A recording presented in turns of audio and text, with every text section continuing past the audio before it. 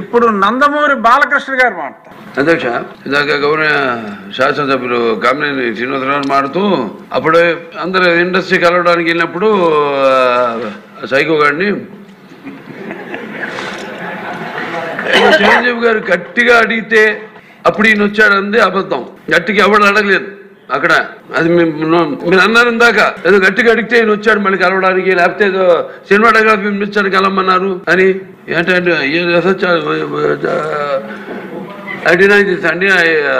మిగతాను okay, అవమానించడం ఆయన okay, ఏదో ఆయన పెద్ద గట్టిగా చెప్తే ఆయన దిగి వచ్చాడంట కలవడానికి, లేకపోతే సినిమాటోగ్రఫీ మినిస్టర్ కలవమన్నా అంట.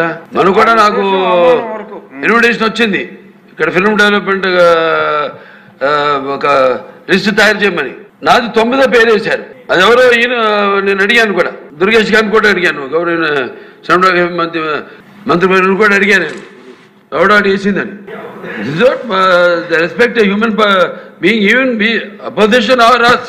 9వ పేరు వేశారు.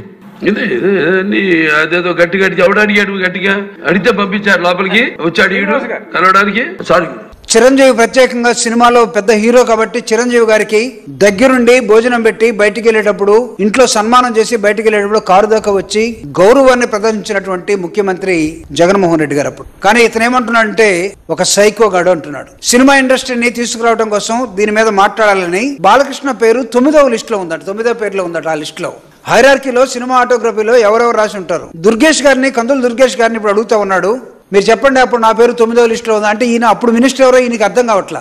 అప్పుడు మినిస్టర్ పేరు నాని సినిమాటోగ్రఫీ, ఇప్పుడు కందులు దుర్గేష్ గారు. ఆయన అడుగుతున్నాడు నా పేరు ఎక్కడ ఉందో, ఎక్కడ రాసేవని. అంటే కండిషన్ లో ఉన్నాడో లేదో మాకు తెలియట్లేదు. సైకో అన్న పదం నాకు తెలిసి బాలకృష్ణ ఆయనకి ఆయన పెట్టుకుంటే బాగుంటుందేమో. ఎందుకంటే అందరికి తెలుసు తన ఇంట్లో రాజశేఖర రెడ్డి గారు ముఖ్యమంత్రిగా ఉన్నప్పుడు బాలకృష్ణ గారి ఇంట్లో జరిగినటువంటి కాల్పుల ఘటన.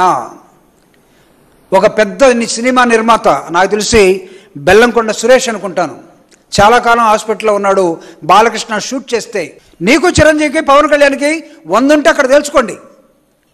మీ బావగారు చంద్రబాబు నాయుడు గారు నీ మాట వినకుండా పవన్ కళ్యాణ్ని పైకి తీసుకొస్తామంటే ఆ కోపాన్ని వీలైతే ఆయన మీద ప్రదర్శించు. జగన్మోహన్ రెడ్డి గారిని సైకో అంటానికి ఎవడు నువ్వు? అసలు నువ్వు కాదా మెంట్లోడివి? బాలకృష్ణ లేచి అంటే బాలకృష్ణకి బాధ ఏంటంటే ఇప్పటికే చచ్చిపోతున్నాడు బాలకృష్ణ. పవన్ కళ్యాణ్ ఉప ముఖ్యమంత్రిగా హెలికాప్టర్లో విమానాల్లో తిరుగుతాం, వాళ్ళ బావ వంగి నమస్కారాలు పెడతాం. ముఖ్యమంత్రితో సమానంగా జామర్లు ఉన్న కారు, ముందు ఒక 3 పోలీస్ కార్లు, వెనక ఒక 10 పోలీస్ కార్లు. అసలు మామూలుగా పవన్ కళ్యాణ్ కారు దిగంగానే వాళ్ళ బావ కన్నా ఎక్కువగా ఓ 25 మంది పోలీసులు సఫారీలు వేసుకుని తుపాకులు వచ్చుకుని ఓ 25 మంది పోలీసులు. కొత్తలాడిపోతున్నట్టున్నాడు మనోడు. మామూలుగా ఉడుకుతున్న అన్నానికి అడుగుని చెగలేపితే మామూలు పొంగు వచ్చినట్టుగా లోపల మ్యాన్షన్ హౌస్ ఫుల్లుగా.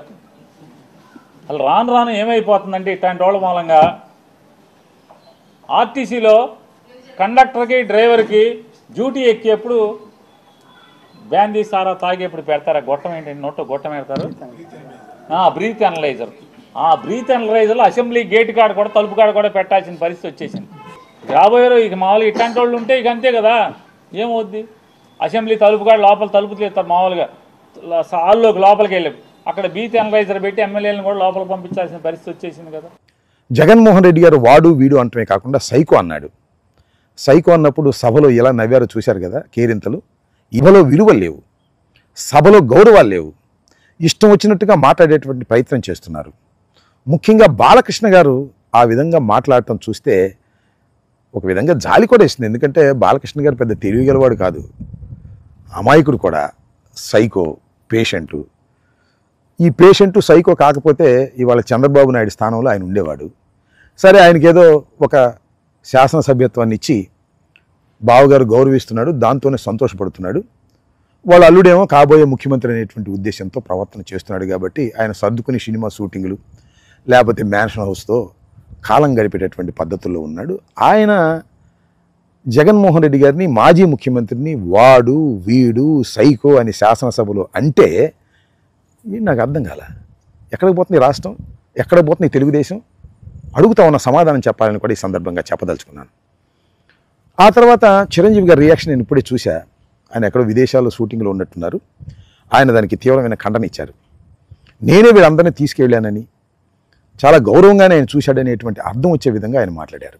అంటే ఇక్కడ జరుగుతున్నది ఏంటంటే బాలకృష్ణ కొణిదెల కుటుంబాన్ని అంగీకరించే మనస్తత్వం కాదు.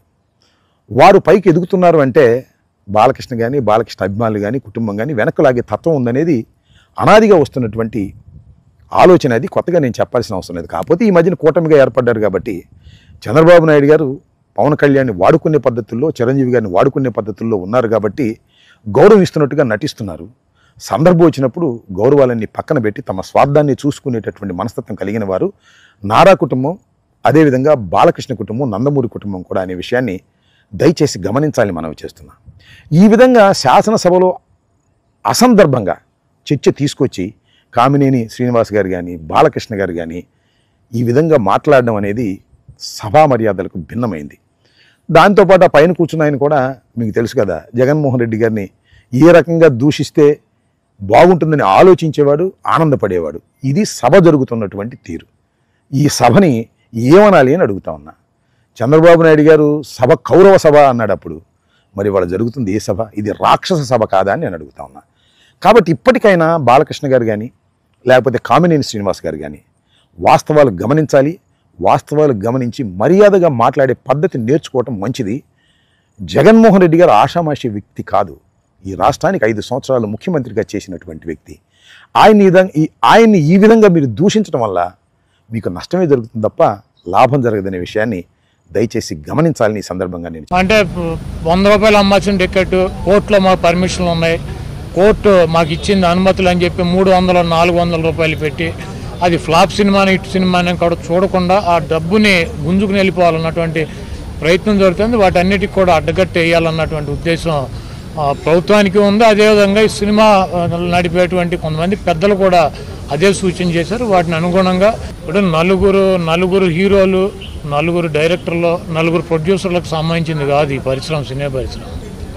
సినీ పరిశ్రమ అనేది కొన్ని వేల మంది జీవనోపాధి కలిగిస్తున్నటువంటి పరిశ్రమ సినీ పరిశ్రమ. ఇదేదో ఒక 4 హీరోలో, 4 ప్రొడ్యూసర్లో, 4 డైరెక్టర్లో నిర్ణయం తీసుకున్నటువంటి నిర్ణయం ప్రకారం సినిమా పరిశ్రమ నడవటానికి వీల్లేదు.